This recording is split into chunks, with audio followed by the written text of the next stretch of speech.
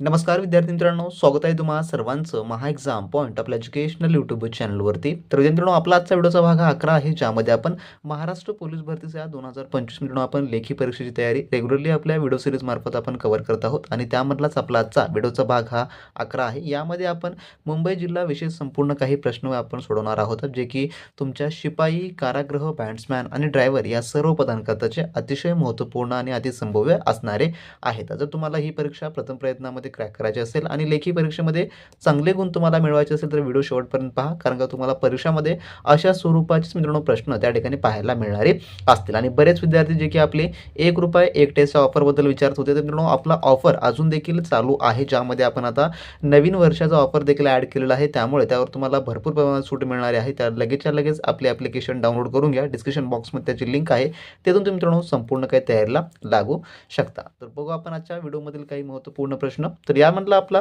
प्रश्न क्रमांक पहिला असा आहे, केंद्रीय लोकसेवा आयोगाचे अध्यक्ष वयाच्या किती वर्षापर्यंत जे की पदावर राहू शकतात? तर केंद्रीय लोकसेवा आयोग, ज्यालाच की आपण UPSC असं म्हणतो, तर UPSCचे जे अध्यक्ष असतात जे की वयाच्या किती वर्षापर्यंत जे की पदावर राहू शकतात? तर यात जे उत्तर आहे ते आहे ऑप्शन नंबर ड, जे की 65 वर्षापर्यंत. तर भारतीय राज्यघटनेनुसार UPSCचे जे अध्यक्ष असतात आणि जे सदस्य यांचा कार्यकाळ हा 6 वर्षापर्यंत असतो किंवा वयाच्या 65व्या वर्षापर्यंत त्यांचा जो आहे कार्यकाळ त्या ठिकाणी असतो. त्यामुळे पर्याय नंबर याचं ड हे उत्तर होणारं असेल.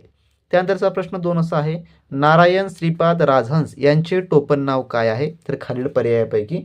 तर याचं उत्तर आहे ऑप्शन नंबर जे की सी, बाल गंवर्ध असं जे आहे नारायण श्रीपाद राजहंस यांचं जे आहे टोपण नाव आहे. तर कधी कधी तुम्हाला परीक्षेमध्ये बाल गंवर्ध हे त्या ठिकाणी दिलेलं असतं आणि त्यांचं खरं नाव काय आहे असं देखील विचारलं जातं. तर त्यांचं नाव जे की नारायण श्रीपाद राजहंस असं आहे. आणि हा प्रश्न खूप IMP आहे, कारण का बऱ्याच वेळेस आपल्या पोलीस भरतीच्या परीक्षेमध्ये हा प्रश्न विचारण्यात आलेला आहे. त्यानंतरचा पुढील आपला प्रश्न 3, पुढीलपैकी कोणता मानचिन्ह 22 जुलै 1947ला भारतीय घटना समितीने स्वीकारलेला आहे? तर 22 जुलै 1947ला. तर याचं उत्तर आहे ऑप्शन नंबर ए, जे की राष्ट्रध्वज. तर भारताचा जो तिरंगा आहे थोडक्यामध्ये, ज्याला आपण राष्ट्रध्वज म्हणतो, तो 22 जुलै 1947ला जो आहे, जो की अधिकृतपणे स्वीकारण्यात आलेला होता. त्यामुळे ऑप्शन नंबर याचं ए ह्या ठिकाणी उत्तर होणार असेल. तर यामध्ये जो 22 जुलै 1947 हा जो काही दिनांक आहे आपण या ठिकाणी पाहिलेला, तर तुम्ही तो देखील लक्षात ठेवून घ्या, कारण का कधी कधी आपल्याला त्यावर आधारित देखील प्रश्न परीक्षेमध्ये विचारला जातो. त्यानंतरचा पुढील आपला प्रश्न, जो की प्रश्न 4 असा आहे, अनुच्छेद 280 मध्ये कशाची तरतूद करण्यात आली आहे? तर अनुच्छेद 280 मध्ये, तर यात जे उत्तर आहे ते आहे ऑप्शन नंबर थोडक्यामध्ये जे की ब, वित्त आयोग. तर वित्त आयोगाची जी तरतूद आहे, जे की अनुच्छेद राज्यघटनेच्या 280 मध्ये जे आहे याची तरतूद करण्यात आलेली आहे. तर केंद्र आणि राज्यामध्ये जो महसुलीचा वाटप ठरण्यासाठी राष्ट्रपती दर 5 वर्षांनी जे आहे वित्त आयोगाची जे की स्थापना करतात. त्यामुळे हे देखील इम्पॉर्टंट आहे, लक्षात ठेवून घ्या. त्यानंतरचा प्रश्न पुढील 5वा आपला असा आहे, सहकारी चळवळीचा जनक असे कोणास म्हटले जाते? तर सहकारी चळवळीचे जनक, तर याचं उत्तर आहे ऑप्शन नंबर ए, जे की रॉबर्ट ओवेन यांना जे आहे सहकारी चळवळीचा जनक असं जे आहे ते म्हटलं जातं. तर जागतिक स्तरावर रॉबर्ट ओवेन यांना सहकारी चळवळीचे जनक मानलं जातं आणि भारतामध्ये फ्रेडरिक निकल्सन यांना जे आहे ते म्हटलं जातं. तर याचं उत्तर पर्याय नंबर ए या ठिकाणी याचं उत्तर होणारं असेल. त्यानंतरचा 6वा प्रश्न, प्रत्यक्षात आवश्यक असलेल्या कामगारांच्या संख्येपेक्षा अधिक कामगार काम करत असतील तर अशा ठिकाणी डॅश बेकारी असते? तर अशा ठिकाणी कोणत्या प्रकारची बेकारी असते? तर याचं उत्तर आहे ऑप्शन नंबर ब, जे की छुपी बेकारी त्या ठिकाणी असते. कारण का ही बेकारी प्रामुख्याने शेती क्षेत्रामध्ये दिसते, जेथे अतिरिक्त कामगार काढून टाकले तरी उत्पादनावर परिणाम होत नाही. त्यामुळे याचं पर्याय नंबर ब हे उत्तर होणारं असेल. त्यानंतर प्रश्न 7वा आपला, चंद्रपूर जिल्ह्यातील डॅश या ठिकाणी युद्ध साहित्य निर्मितीचा कारखाना आहे? तर कोण्या ठिकाणी? तर याचं उत्तर आहे ऑप्शन नंबर जे की सी, भद्रावती या ठिकाणी. तर भद्रावती येथे संरक्षण विभागाच्या दारुगोळा आणि युद्ध साहित्य निर्मितीचा मोठा कारखाना आहे. म्हणून पर्याय नंबर याचं सी हे उत्तर होणारं असेल. त्यानंतर प्रश्न 8वा आपला, मांढरदेवी देवस्थान कोणत्या जिल्ह्यामध्ये आहे खालीलपैकी? तर याचं उत्तर आहे ऑप्शन नंबर ब, जे की सातारा या जिल्ह्यामध्ये आहे. तर सातारा जिल्ह्यातील वाई तालुक्यातील मांढरदेवी काळूबाई हे जे आहे थोडक्यामध्ये प्रसिद्ध देवस्थान आहे. म्हणून पर्याय नंबर याचं ब या ठिकाणी उत्तर होणारं असेल. त्यानंतरचा प्रश्न 9वा आपला, जोग धबधबा कोणत्या नदीवर बांधण्यात आला आहे?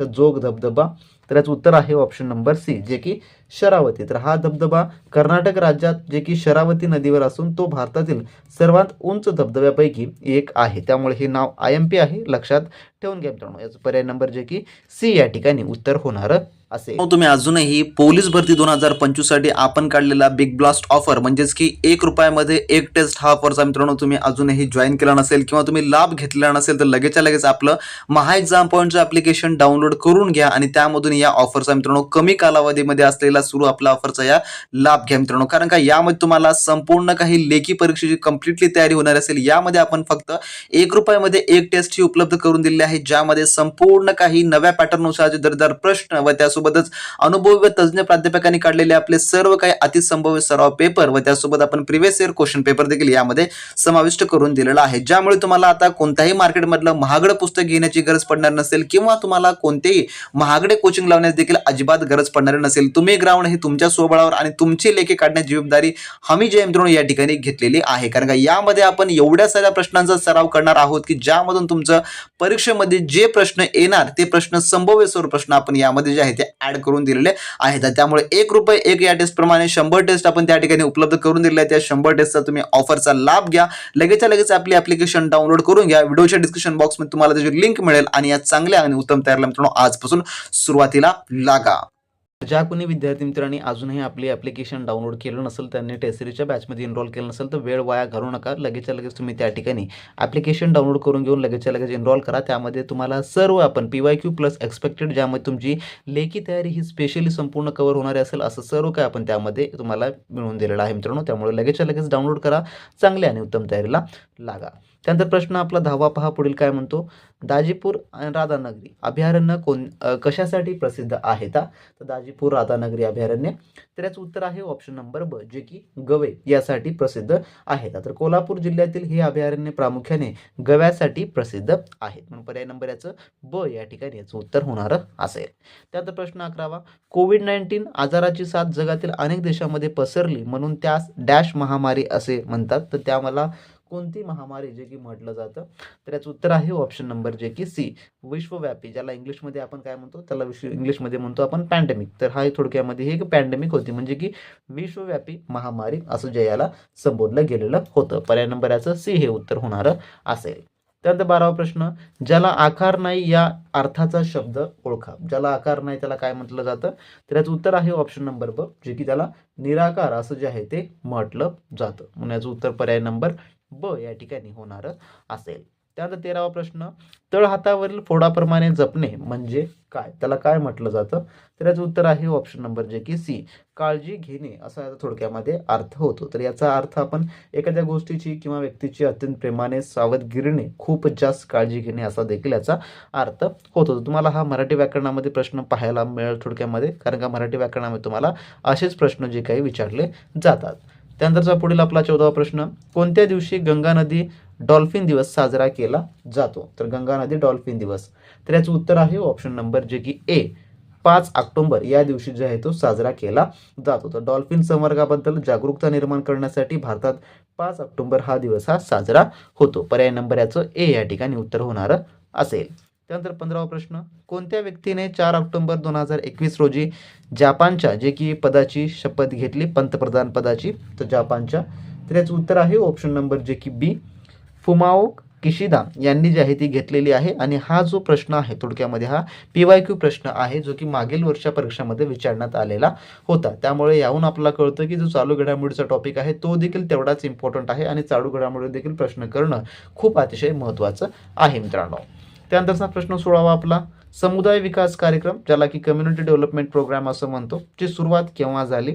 तर याचे जे उत्तर आहे ते आहे ऑप्शन नंबर थोडक्यामध्ये ए, 2 ऑक्टोबर 1952 रोजी थोडक्यामध्ये याची सुरुवात झाली, म्हणून पर्याय नंबर याचं ए या ठिकाणी उत्तर होणार असेल.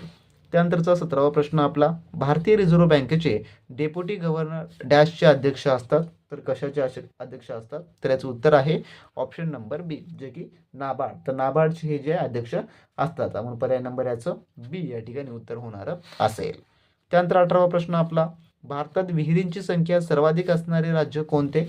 तर याचं उत्तर आहे ऑप्शन नंबर जे की सी, उत्तर प्रदेश. तर भारताच्या एकूण विहिरी सिंचनामध्ये उत्तर प्रदेश राज्याचा वाटा हा सर्वाधिक आहे. पर्याय नंबर याचं सी या ठिकाणी याचं उत्तर होणार असेल. त्यानंतर 19वा प्रश्न, जलसिंचनाद्वारे घेतल्या जाणाऱ्या शेतीस डॅश शेती असं म्हणतात. तर कोणती शेती म्हणतात?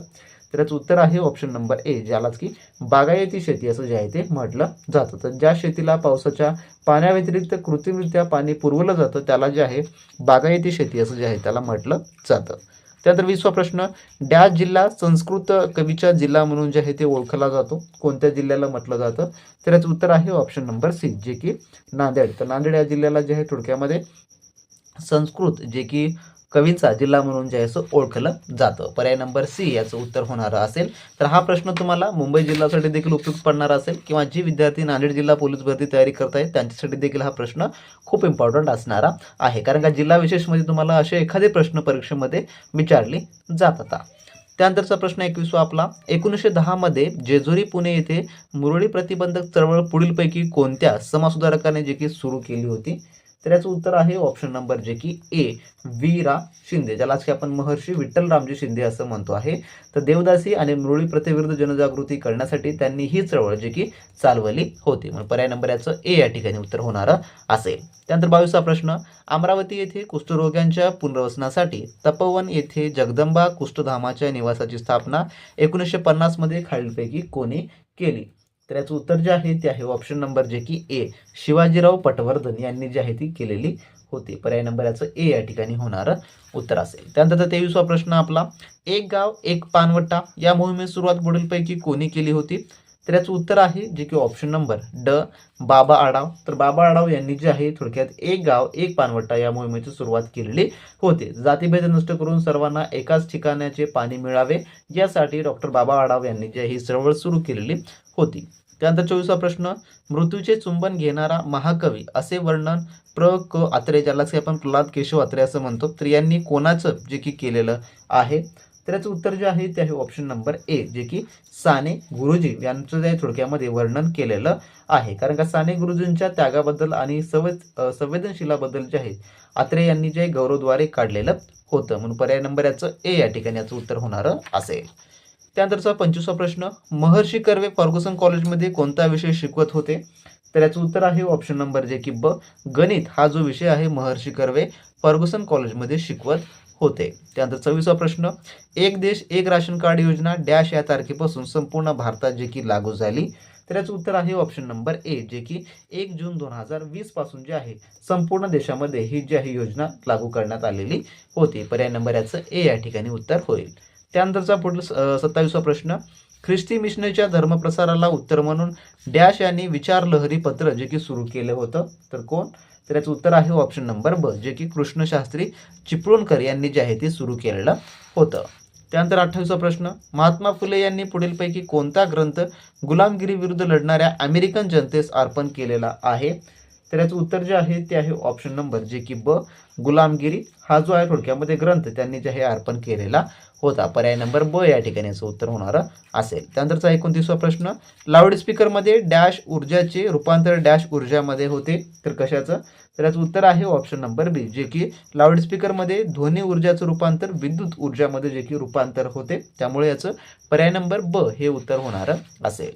त्यानंतर 30वा प्रश्न, पानिपत महानायक झाडा झडती संभाजी या साहित्यकृती पुढीलपैकी कोणाच्या आहेत? तर याचं उत्तर आहे ऑप्शन नंबर ए, जे की विश्वास पाटील यांच्या आहेत. तर विश्वास पाटील हे प्रसिद्ध ऐतिहासिक कादंबरीकार असून पानिपत आणि संभाजी या त्यांच्या गाजलेल्या कलाकृती आहेत. त्यामुळे ऑप्शन नंबर याचं ए या ठिकाणी उत्तर होणार असेल. असे मित्रांनो आपल्या आजच्या व्हिडिओमधले टॉप 30 क्वेश्चन होते जे की आपण या भाग 11 मध्ये पाहिलेलं आहे. तर आपल्या याचे पुढील व्हिडिओचे भाग देखील आपण रेग्युलरली अपलोड करत आहोत. त्यामुळे तुम्हाला जे अपडेट मिळत असेल चॅनलला सबस्क्राईब करून घ्या. आणि ज्या विद्यार्थ्यांना आपली 1 रुपयामध्ये एक टेस्ट ही ऑफर घ्यायची आहे, ज्यांना चांगली तयारी करायची आहे लेखी परीक्षेसाठी, त्यांनी लगेचच्या लगेच आपली ॲप्लिकेशन डाउनलोड करून एनरोल करून घ्या. तर भेटू नेक्स्ट व्हिडिओमध्ये नवीन प्रश्नांसोबत तोपर्यंत बी प्रॅक्टिस क्रॅक एक्झाम.